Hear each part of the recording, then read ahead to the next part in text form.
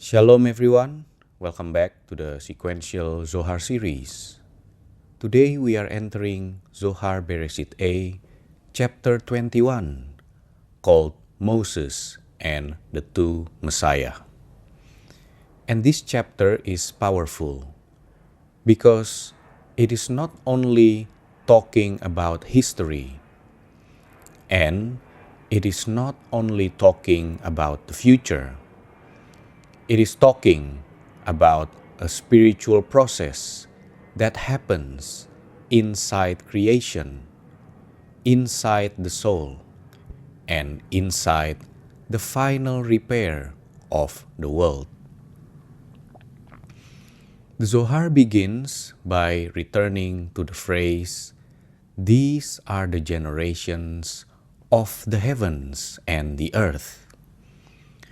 But it reads the word "these" in a very deep way. It connects it to the words spoken at the sin of the golden calf, when the people said, "These are your gods, O Israel." So the same word, "these," carries a memory of creation, but also a memory of distortion. It shows us that the world is not only waiting to be created once. The world is waiting to be renewed. According to the Zohar, when that false "these" is erased, when the confusion of the calf is removed, then heaven and earth are renewed, as if creation is happening again.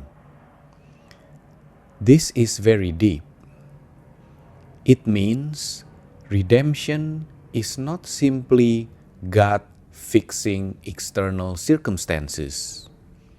Redemption is the removal of the false image from the human soul, the false center, the false God, the false thing we trusted when we lost patience with the invisible.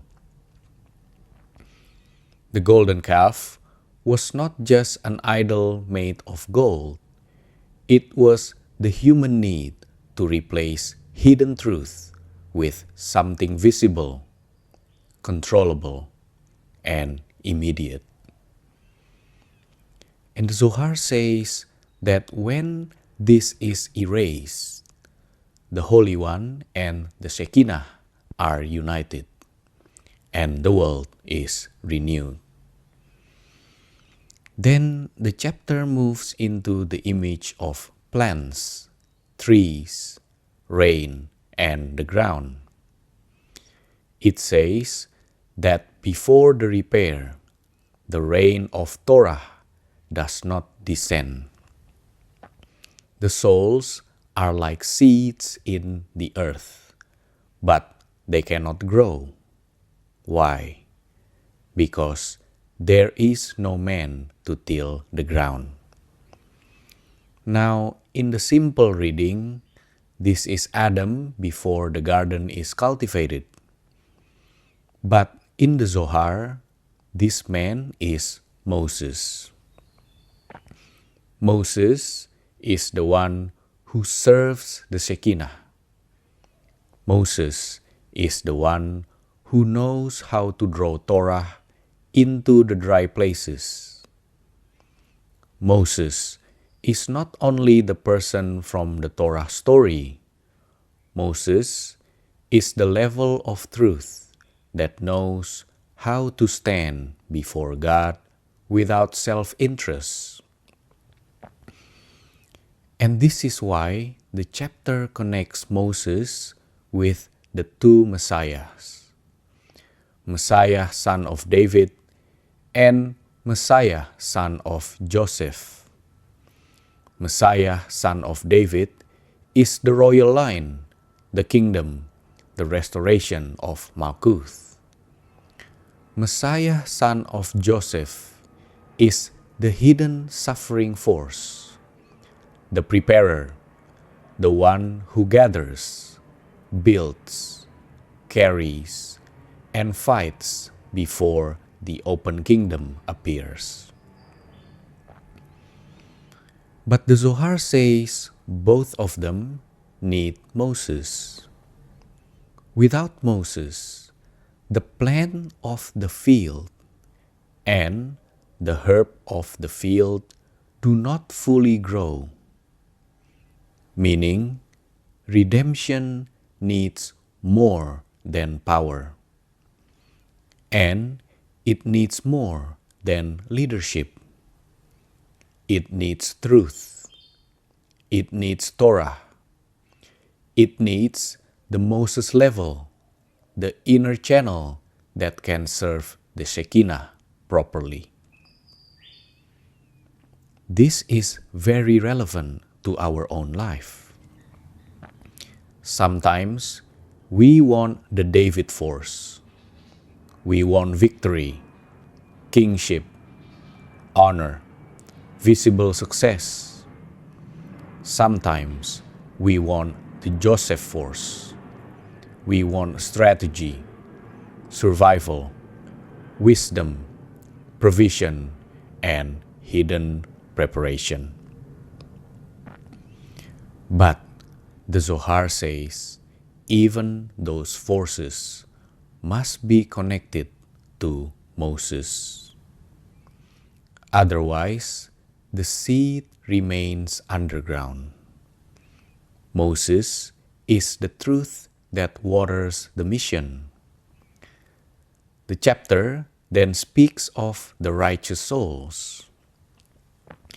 It reads the words plant of the field and herb of the field as hints to the souls of the righteous. They are connected to the life of the worlds, to Yesod, to the living channel that nourishes the lower worlds. But these righteous souls do not fully sprout in exile until truth springs from the earth. That phrase is beautiful. Truth shall spring from the earth. Truth is not always falling from heaven like a command. Sometimes truth has been buried. Sometimes truth is under the dust of exile, under confusion, under years of distortion, under the weight of generations. And when the Moses level appears, truth begins to grow upward from the very place where it was buried. This is why the chapter says that Moses is connected with the verse. The law of truth was in his mouth. Moses is not just information. Moses is Torah that has become clean speech. Torah that has become a purified mouth. Torah without ego. Torah without performance. Torah without manipulation. Then the Zohar speaks about the mist rising from the earth. In Genesis, a mist rises and waters the ground. The Zohar reads this as a secret of the Shechinah rising. The mist is also connected to the letters Aleph and Dalet from the name Adonai. Then the letter Vav joins, and the flow becomes the master of the whole earth. In simple language, the dry earth below receives a channel from above. The feminine presence, the Shechinah, rises. The Vav, the central pillar joins. And then the face of the ground is watered. This is how the Zohar describes spiritual nourishment. Not as random blessing, but as alignment. The earth rises, the central line joins, the flow descends, and the souls receive the 70 faces of Torah. That means when the Shechinah is lifted out of exile, Torah is no longer flat. It becomes alive again. It has faces. It has depth. It has layers. It has water. The chapter then turns to the formation of man. It says that at that time, God forms Israel in the image of this world and the world to come. The word form is written with 2 yuds. And the Zohar says the letter Vav stands between them. Together, these letters point to the holy name. This is a very mystical image. The human face itself becomes a drawing of the name. The 2 yuds are formed on the face, and the Vav is like the line between them. In other words, the redeemed human being is not just someone who believes in God. The redeemed human being becomes a living inscription of divine order. The face becomes testimony. The body becomes scripture. The person becomes a form through which the name is seen. This is not about pride. It is the opposite. It is what happens when the false image is removed and the true image is restored. The chapter continues with the Garden of Eden. When Moses appears at the end of days, Israel is planted in the Holy Garden. The garden is the lower Shechinah. Eden is the supernal mother, and the central pillar places the human being there as a sacred planting. This means the soul is not merely rescued. The soul is replanted. There is a difference between being saved from exile and being replanted in holiness. One is escape. The other is restoration. The Zohar is describing restoration. The soul goes back into its proper soil. The Shechinah becomes joined to the central pillar. The garden becomes watered again. The dry system becomes a living system again. Then the tree of life is planted in the middle of the garden. And here the Zohar makes a sharp contrast. The tree of life is Zeir Anpin, the living divine channel. But the tree of knowledge of good and evil is connected with mixture, confusion, and the forces that blend holiness with impurity. So the repair of the end is separation, not hatred, not arrogance, but separation of essence. The holy must stop feeding the unholy. The Shechinah must no longer nourish the forces that drain her. The tree of life must stand in the center, and the mixed tree must be removed from the center. This is one of the deepest lessons in the chapter. Many people think spirituality is always about mixing everything together.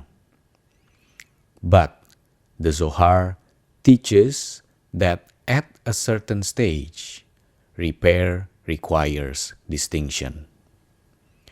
You have to know what is tree of life and what is tree of knowledge. You have to know what gives life and what only produces confusion. You have to know what waters the soul and what dries the river. The chapter says that because of this mixture, 2 deaths came, connected with the destruction of the first and second temples.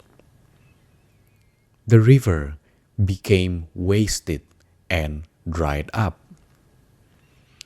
That river is the Vav, the central pillar, the flow from higher abundance into the lower Shechinah. When mixture dominates, the river dries.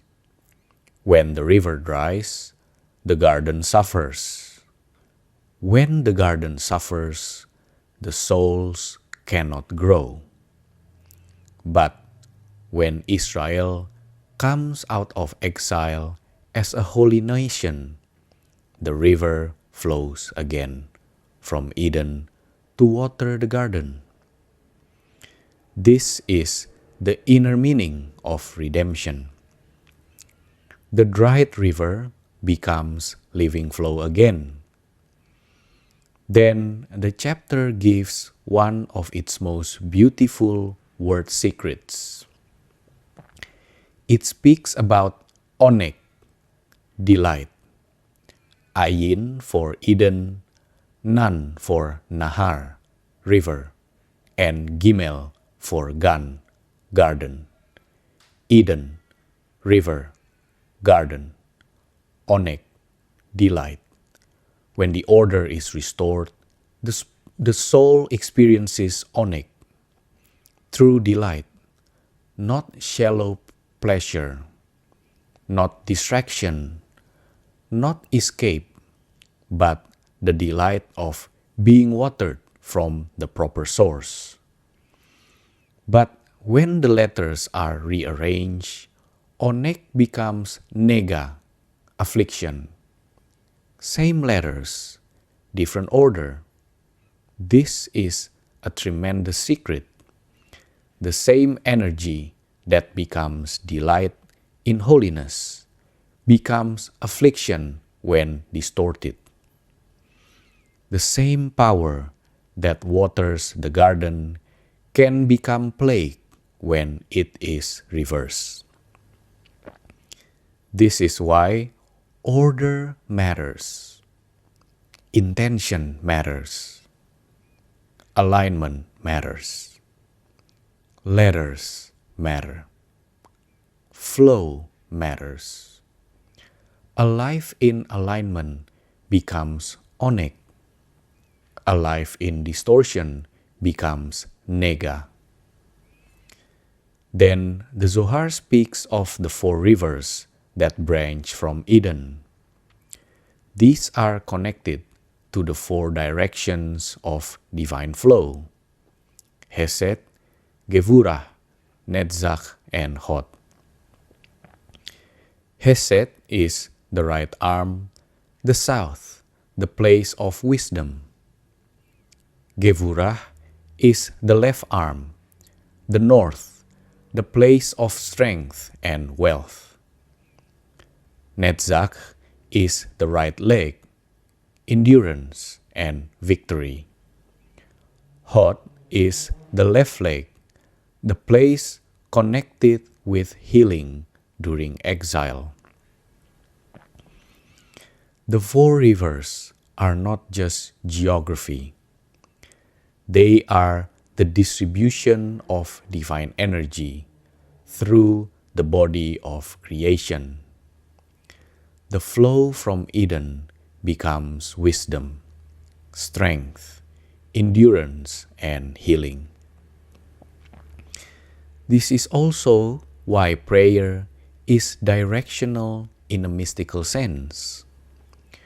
When a person prays, he is not only speaking words, he is aligning with streams. The soul turns toward Hesed for wisdom, toward Gevurah for strength, toward Netzach for endurance, toward Hod for healing.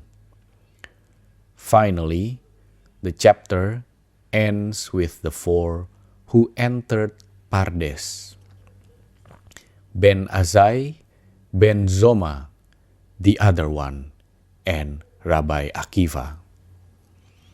Pardes means orchard, but it also hints to the four layers of Torah: Peshat, Remes, Deras, and Sod. Simple meaning, hint, interpretation, and secret.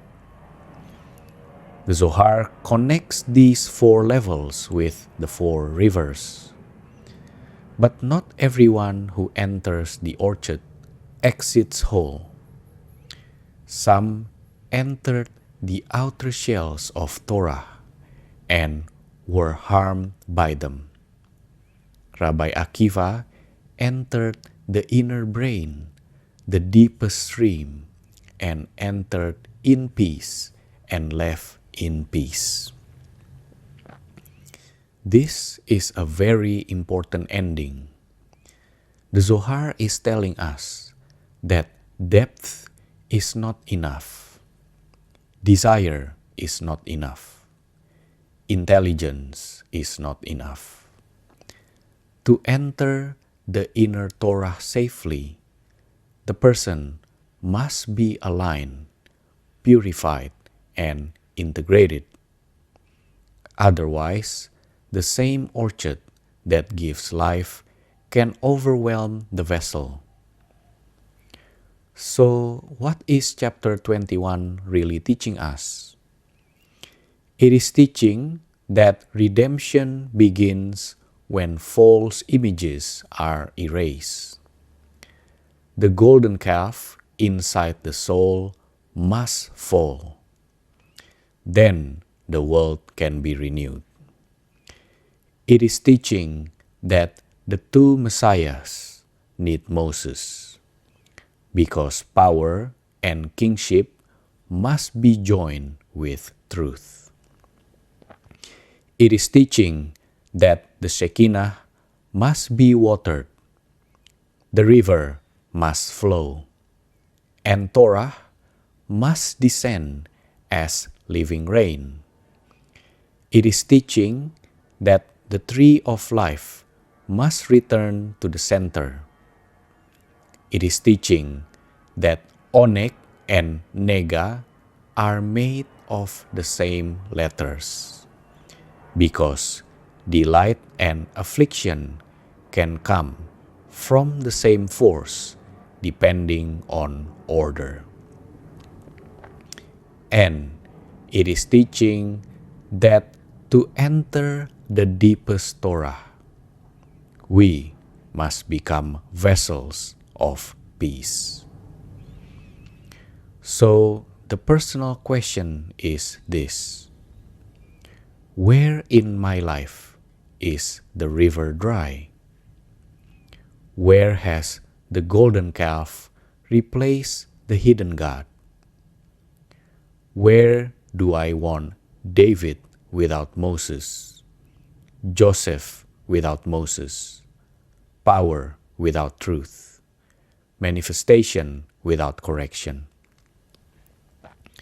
And where is the Shechinah waiting for me to serve her properly, quietly, faithfully, without ego?